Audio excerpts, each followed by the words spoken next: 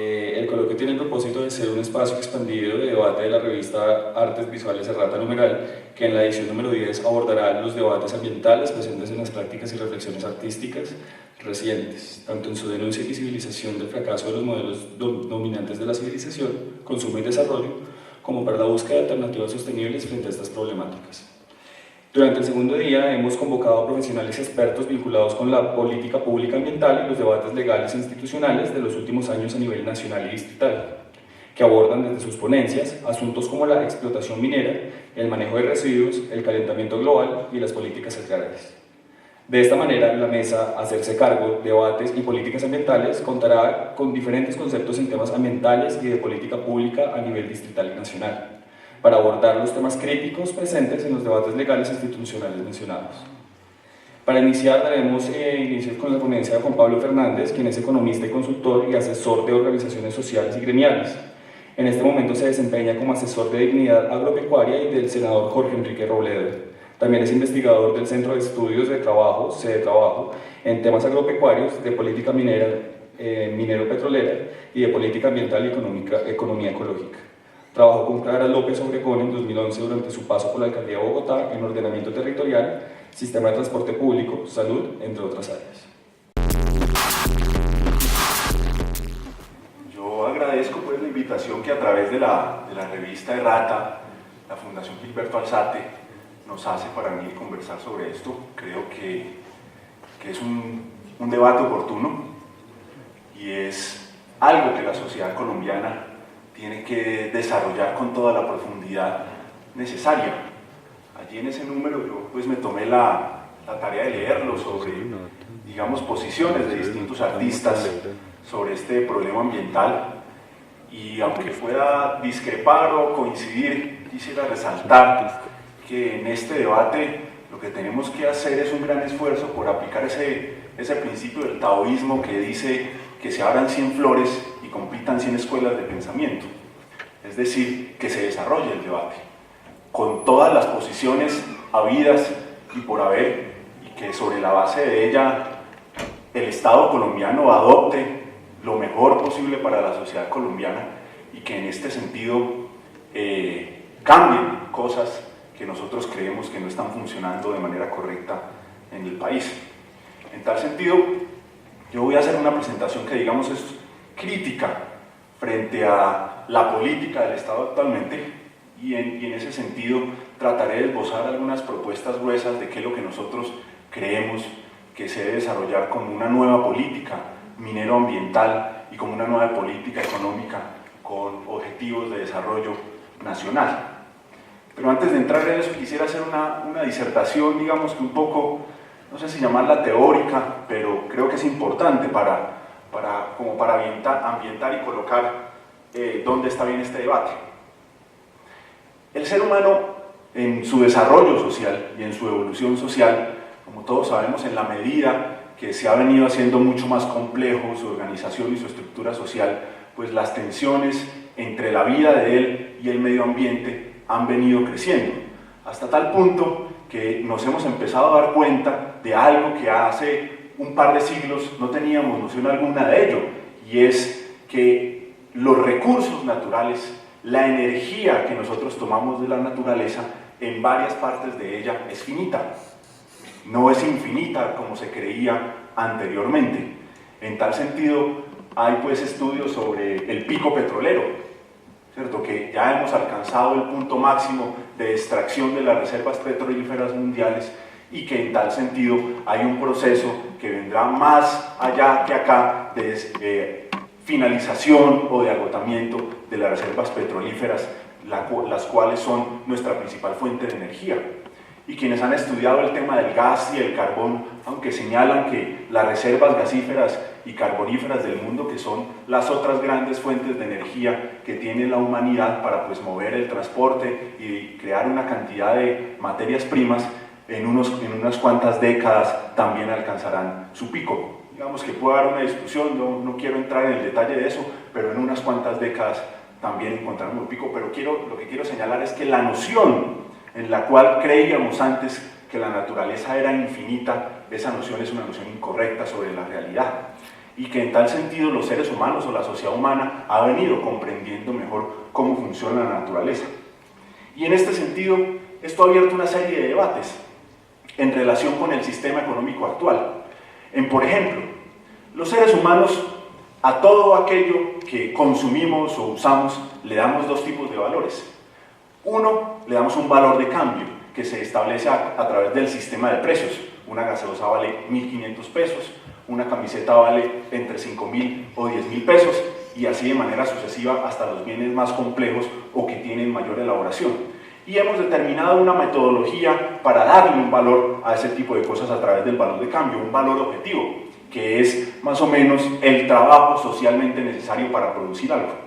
Si yo me consumo una tonelada de maíz, no es que yo me la consuma, o una sociedad se consume una tonelada de maíz, de acuerdo al trabajo socialmente necesario para producir esa tonelada de maíz, los seres humanos le hemos establecido un precio a ese producto, que también tiene un vaivén de acuerdo a las relaciones que se dan en el mercado.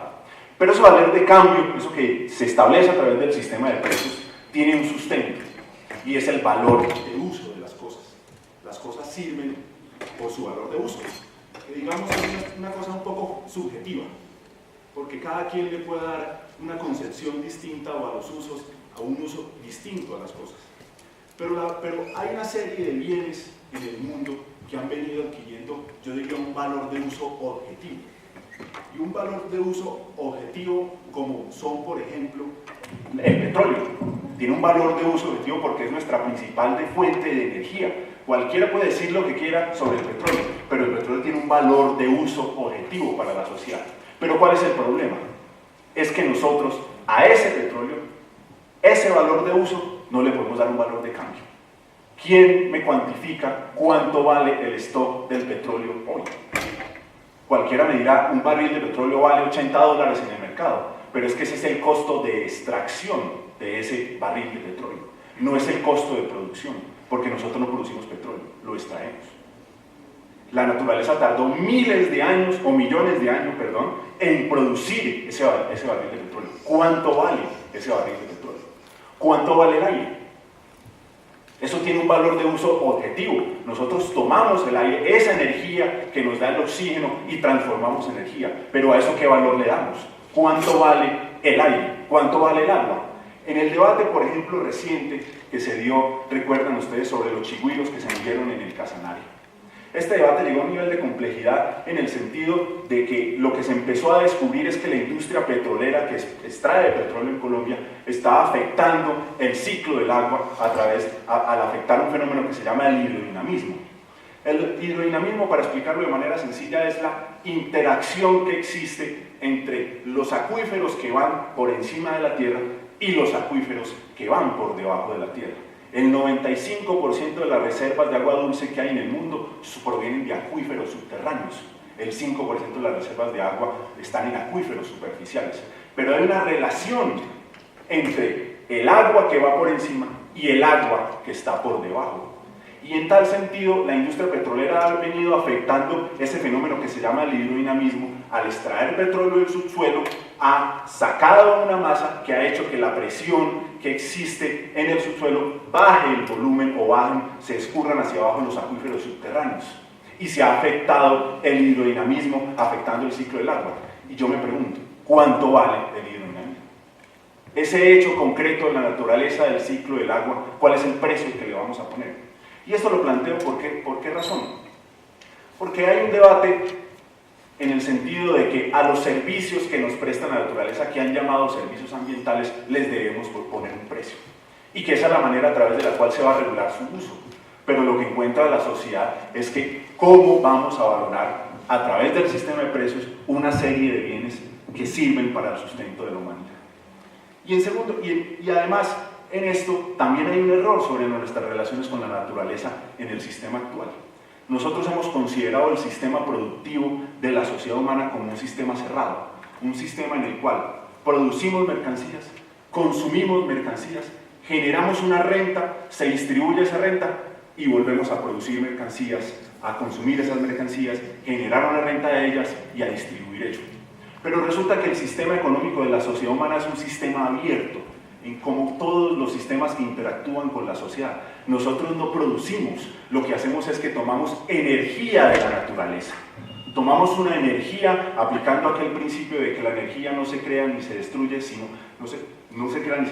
que se transforma. Tomamos una energía de la naturaleza. Esa energía la empezamos a transformar de un sistema que tiene finitud en algunos de sus aspectos.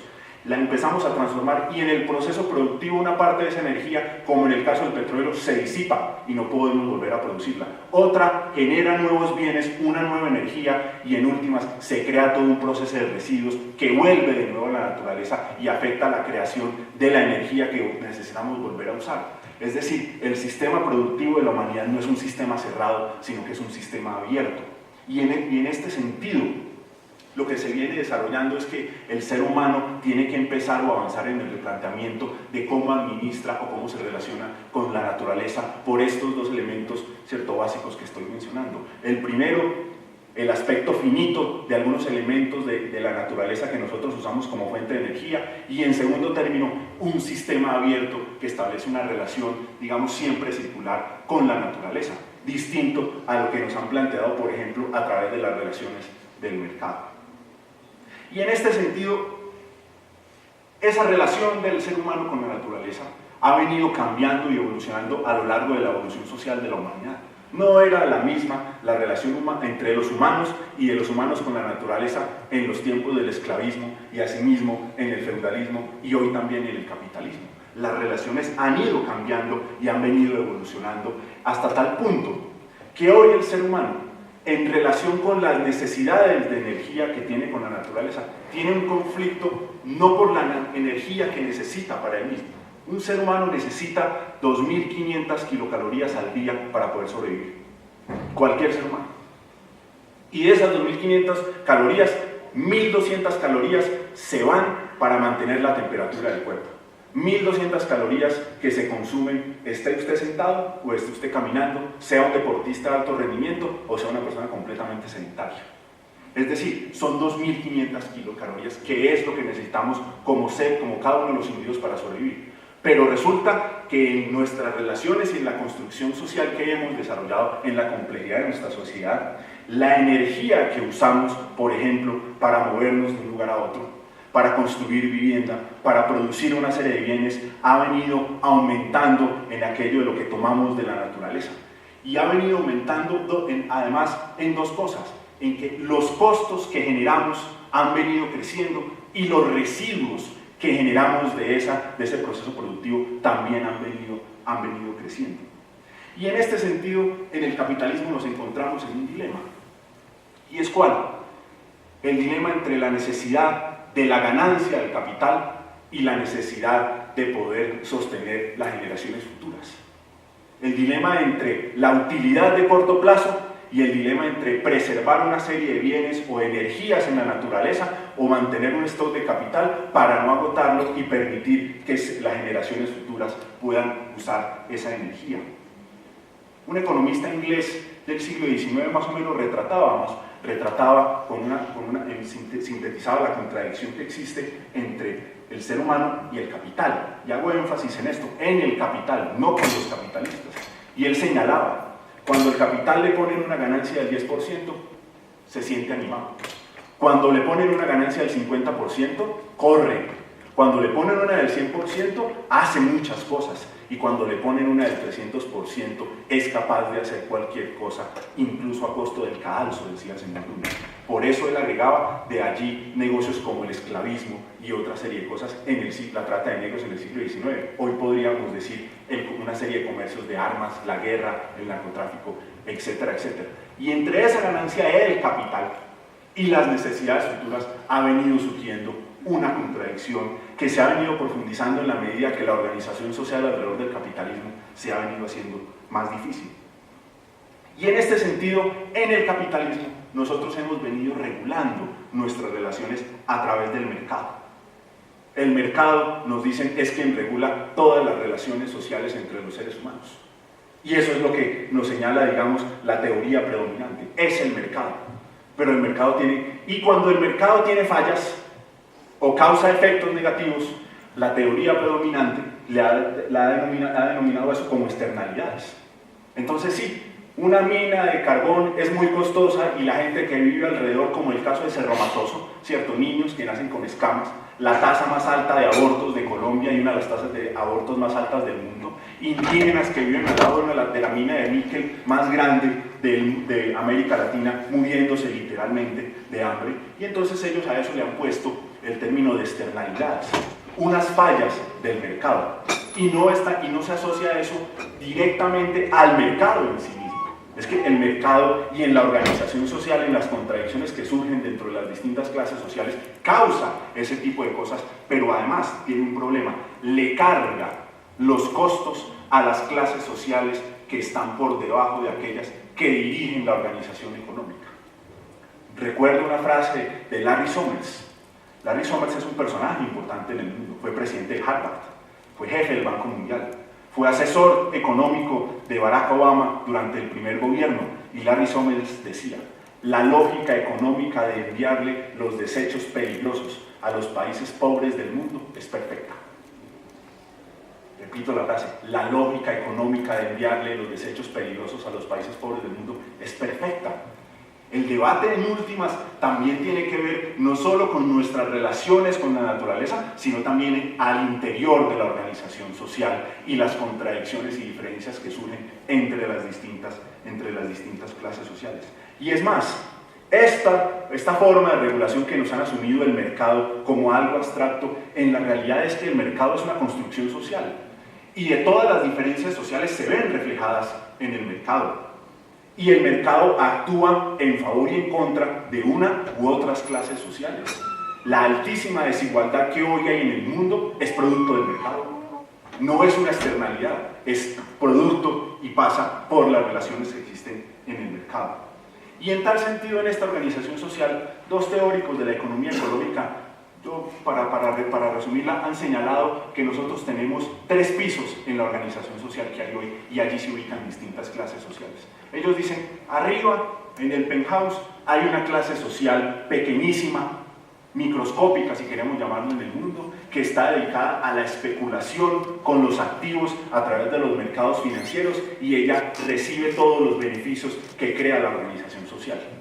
Pero los costos se los carga a los 2 pisos que están debajo de ellas. El segundo piso, señalan ellos, es el piso de aquellos que se mueven en el mundo de la producción y el consumo, y agregan, y el tercer piso es donde viven aquellos que están en las calderas y en las cloacas del edificio, ¿cierto? Los miles de millones de pobres que hay en el país. Incluso recientemente, en un informe del banco Credit Suisse, uno ¿qué es lo que encuentra? Que en el mundo 35.000 personas concentran el 44% de la riqueza mundial. Y 375.000 concentran el otro 42%. Es decir, 400.000 personas en el mundo son las dueñas del 86% de la riqueza mundial. Ellas cargan y reciben todos los beneficios de la organización económica actual, de la organización económica y política. Y el resto de las personas que se encuentran por debajo cargan con los costos. Incluso Simon Johnson, un ex jefe del Fondo Monetario Internacional, hablando sobre esas relaciones desiguales y de cómo hay una serie de instituciones y de personas que se han tomado el Estado en su beneficio, ha señalado, por ejemplo, las decisiones sobre el gasto público también se ven afectadas por la concentración del ingreso. Es decir, cómo el Estado se gasta la plata en un lugar u otro, eso tiene que ver con la concentración del ingreso. Y dice, en varios países el sector financiero ha secuestrado economías enteras, en la medida en que la amenaza de ser demasiado grande para caer se desarrolla. Está señalando el señor Simon Johnson, ex jefe del Fondo Monetario Internacional, que aquí lo que ha habido es una captura de la sociedad por parte del gran capital financiero, del sistema financiero que a través de su poder ejerce toda una serie de lógicas dentro de estos 3 pisos del edificio que he tratado de señalar.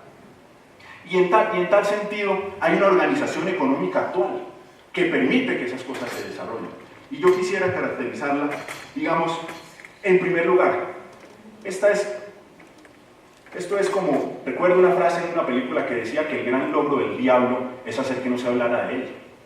Y resulta que en la organización económica actual existe una cosa que se llama el imperio de los Estados Unidos. Y en Colombia parece, y en muchos sitios del mundo, que mencionar la palabra es una especie de sacrilegio. Pero resulta que Estados Unidos es un imperio. El mundo en el que nosotros vivimos es un mundo imperialista. Y la organización económica, social, política del mundo se desarrolla sobre la base del dominio imperialista. Y muchos ni siquiera lo pensamos sobre eso. Y en general uno da el ejemplo alrededor de lo que significa el imperialismo, de pregúntense si el imperialismo no es una realidad para los pueblos del Medio Oriente. Pero pregúntense si la expansión económica norteamericana que trae mercancías subsidiadas, productos agropecuarios a Colombia, no es un problema para los productores del altiplano cundiboyacense. ¿O acaso la expansión económica norteamericana del imperio norteamericano no fue un problema para los que producían cebada en el altiplano? ¿O no fue un problema para los que llegaron a producir trigo? Y no es un problema para esos que antes eran trigueros o producían cebada, que hoy están refugiados en la papa y en la leche, la expansión norteamericana que se materializa a través de los TLCs que negocia el gobierno nacional.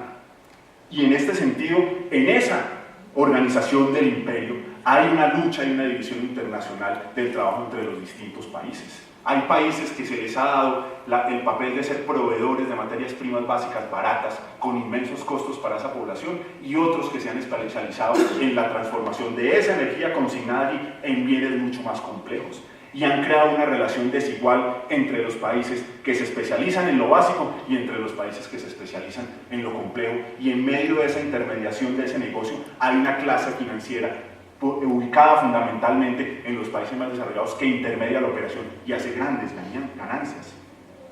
Y en este sentido, en este debate, ¿cierto?, de la organización económica actual también pasa la democracia, porque la desigualdad es algo que tiene que ver con la democracia. Un ex jefe, ex miembro del Tribunal Supremo de los Estados Unidos señalaba: podemos tener democracia o podemos tener la riqueza concentrada en pocas manos, pero no podemos tener ambas. Sobre el debate que se viene desatando a nivel mundial, no solo en este país, sino en las sociedades desarrolladas, porque en los últimos años han visto cómo la concentración del ingreso se ha agravado de manera tremenda. Y en esta organización económica de la División Internacional del Trabajo, con Estados Unidos a la cabeza, a Colombia le han dado un papel. Si uno analiza la estructura económica de Colombia y el comercio exterior colombiano, ¿qué es lo que encuentra? Que el 77% de las mercancías que nosotros exportamos son materias primas sin ninguna transformación. Y el 77% de lo que importamos son bienes complejos. Bienes que tienen un mayor grado de elaboración, y en ese sentido se crea una relación desigual por parte de Colombia con el resto del mundo, con grandes costos sociales, ambientales y políticos para la sociedad colombiana, porque allí están los costos ambientales, pero no sé si se han llegado a preguntar sobre los costos políticos que tiene que nosotros establezcamos una relación de desigual y de esa naturaleza con el resto del mundo y en especial con los Estados Unidos. ¿O es que acaso que nosotros, como sucedió la semana pasada con el presidente Juan Manuel Santos en su periplo por Europa, no será un costo de eso que nuestros hombres se vayan a luchar las aventuras imperialistas como lo ofreció el presidente Santos en otros países? Y es que acaso eso no es un problema para esta sociedad, porque todos se preguntarán: sí, se van esos muchachos, y cuando vuelvan locos de la guerra, cuando vuelvan convertidos en mercenarios, cuando vuelvan convertidos llenos de enfermedades mentales, como le sucede a los Estados Unidos con sus aventuras imperialistas. ¿O recuerdan ustedes el reciente libro de Germán Castro Caicedo explicando cómo el cultivo de marihuana en Colombia se expandió porque el gobierno norteamericano incentivó y financió a través del ejército el cultivo de marihuana en Colombia por el problema que le había creado la guerra imperialista en Vietnam? Estas son realidades que están allí y que tienen que hacer parte de este debate, porque nosotros estamos cargando con unos costos. Y obviamente en este modelo hay unas grandes desigualdades en el país. No en vano somos uno de los países más desiguales de la Tierra. No en vano somos uno de los países más desiguales de la Tierra. Hemos pugnado por ganarnos o la medalla de bronce, o la medalla de plata, o la medalla de oro en eso de ser la nación más desigual del mundo. Y esto tiene que ver con la organización económica interna y también en cómo nosotros como nación nos insertamos y nos relacionamos con el resto de las naciones. Y allí se ha venido montando en el país un modelo que profundiza esto que seamos proveedores de materias primas básicas, pero con un elemento nuevo. donde el capital financiero, el sistema financiero, se pone encima de nuestra estructura social y política para sacar recursos y llevárselos a ese ático dentro de esa organización de 3 pisos que les mencionaba hace un momento. Y miren ustedes, por ejemplo, el caso de la ley Urrutia-Risaralde, que el gobierno de Juan Manuel Santos vuelve y la presenta por 3ª vez al Congreso.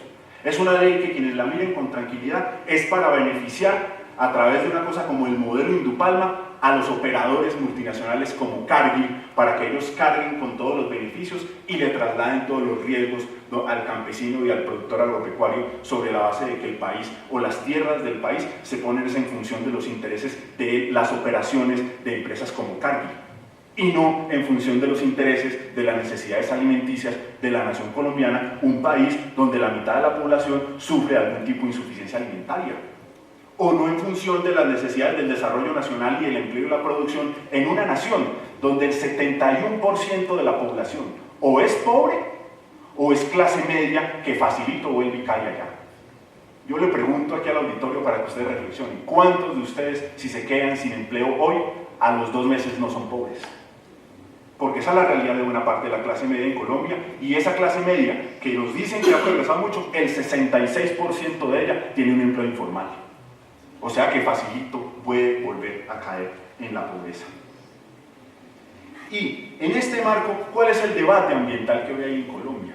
¿Cierto? Además de estas relaciones que medimos mal, que no cuantificamos bien, que consideramos con la tradición, yo diría, de la economía neoclásica, pero esa filosofía neoclásica o neoliberal no solamente tiene que ver con la economía, es una filosofía que ha permeado todas las ciencias de la humanidad. O si no, miren el debate que hay en los Estados Unidos sobre el creacionismo y el evolucionismo. O el debate o cómo el idealismo ha empezado a permear todas las ciencias liberales, y ha permeado la filosofía, la política, donde lo que prima es el idealismo y no la discusión sobre la realidad, sino que discutamos sobre las ideas y que la realidad vaya por otro lado. Hasta tal punto que recuerdo un episodio de un profesor de la Universidad de los Andes que le dijeron en una exposición: oiga doctor, ese modelo que usted tiene ahí no sirve porque no explique la realidad. Y el doctor respondió: pues entonces que cambie la realidad porque el modelo es perfecto. A ese nivel hemos llegado nosotros en ese neoliberalismo que ha permeado toda la formación de los seres humanos.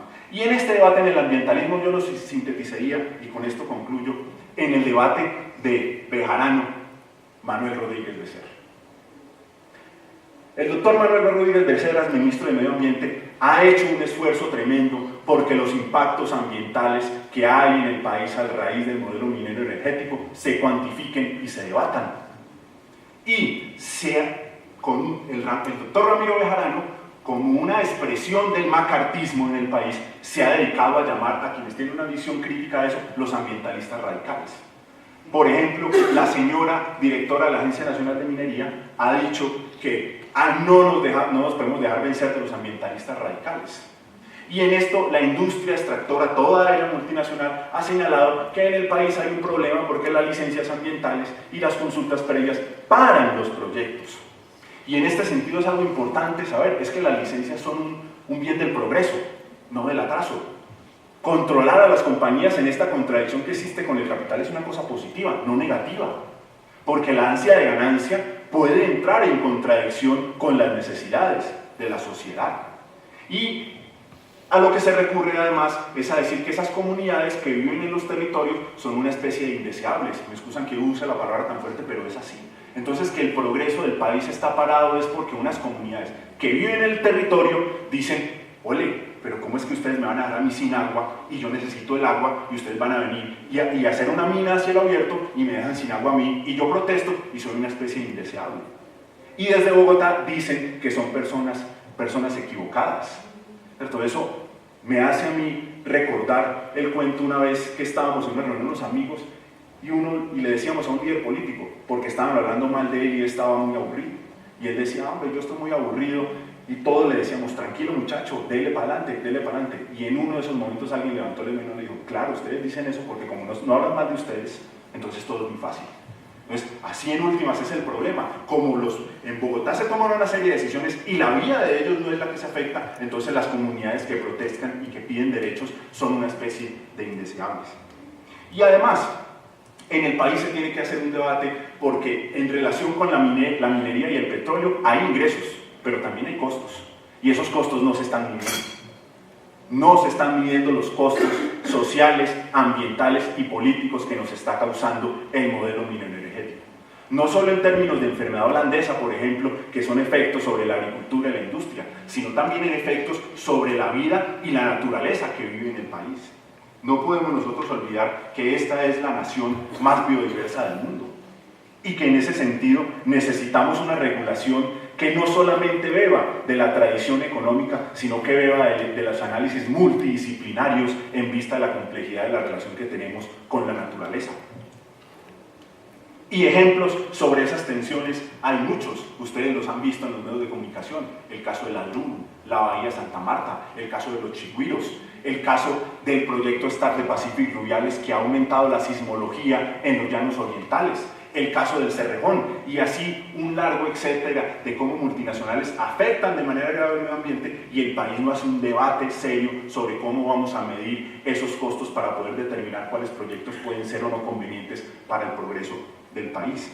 Y además con un elemento, la renta que estamos recibiendo de eso es cero. Un estudio de la Contraloría General de la República muestra cómo nosotros le estamos regalando desde el punto de vista fiscal los recursos naturales no renovables a las compañías extranjeras que explotan esos recursos en el país. No voy a entrar en las cifras para no hacerme largo, pero lo que concluye ese estudio es que no solo se los regalamos, les damos subsidios. Pues la BHP Billiton, que es una de las multinacionales más grandes del mundo, la estamos subsidiando en la extracción del níquel. A las 3 dueñas del Cerrejón lo mismo, a la Drummond lo mismo y a las petroleras las estamos subsidiando. O sea, además de que están agotando un capital natural que hay en el país, nosotros les estamos dando subsidios por parte del Estado de la sociedad colombiana para que ellos agoten ese capital. Y sin mencionar pues las condiciones de miseria y de pobreza en las que viven las personas que viven alrededor de esos sitios. Concluyo entonces señalando después de esta disertación que Colombia lo que necesita es una nueva política mineroambiental. No es solo administrar los recursos escasos como dice la tradición económica, es administrar los recursos agotables. Tenemos que ponernos en esa perspectiva. Insisto sobre la frase, no es solo administrar recursos económicos escasos, es administrar recursos que son agotables. Es una energía en un punto que se puede agotar y que, de acuerdo al tiempo que se toma la naturaleza para producirlo, tardarían millones y millones, es más, tardarían miles de vidas de la sociedad humana como la conocemos hoy como la civilización humana para poder resolver esos problemas. En segundo término, hay que ponerle el cascabel al gato. Hay que saber cuánto valen esas cosas y poder hacer un debate tranquilo en el país. Y hay que pasar por un elemento principal para crear una nueva política ambiental en el Estado Nacional, que es el principio de la autodeterminación de la nación. El país tiene que hacer un esfuerzo y una reflexión sobre si las decisiones políticas estratégicas que está tomando hoy en día son decisiones autónomas o son decisiones que lo que hacen la dirigencia del país es simplemente plegarse a lo que otros le están diciendo. Hay que hacer una reflexión profunda sobre ello, porque repito lo que señalé de Simon Johnson, la distribución de la riqueza también tiene que ver con la administración del Estado. Y en este sentido, si nosotros tenemos una pésima distribución de la riqueza en el país, la administración del Estado, en últimas, se diseña para favorecer a unos cuantos. Y por último, una reflexión.